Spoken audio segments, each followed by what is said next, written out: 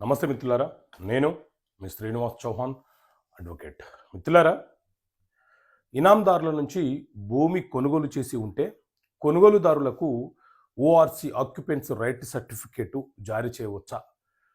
కొనుగోలుదారుల యొక్క వారసులు ORC certificate పొందడానికి అవకాశం ఉంటుందా?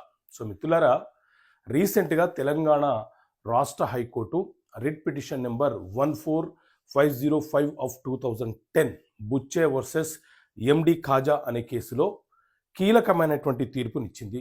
ఎవరైనా సరే ఇనాందారుల నుంచి భూమిని కొనుగోలు చేసి ఉండి పొజిషన్లో ఉన్న కొనుగోలు చేసిన వ్యక్తుల యొక్క వారసులు ఎవరైతే ఉన్నారో ఆ వారసులు ఇనాం భూముల మీద ఓఆర్సి ఆక్యుపెన్స్ రైట్ సర్టిఫికేటు పొందే అవకాశాన్ని, హక్కుని కలిగి ఉండరు అని చెప్పి తెలంగాణ రాష్ట్ర హైకోర్టు కీలకమైనటువంటి తీర్పునిచ్చింది.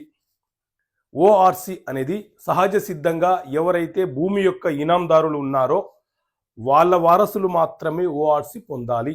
అలా కాకుండా కొనుగోలు చేసిన వ్యక్తుల యొక్క వారసులు ఓఆర్సి పొందడానికి అవకాశం లేదు.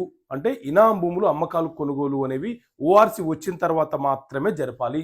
ఓఆర్సి రావడం కంటే ముందు ఇనాం భూముల అమ్మకాలు కొనుగోలు జరపరాదు అని చెప్పి న్యాయస్థానం పేర్కొనడం జరిగింది. Okay friends, thank you. జై హింద్.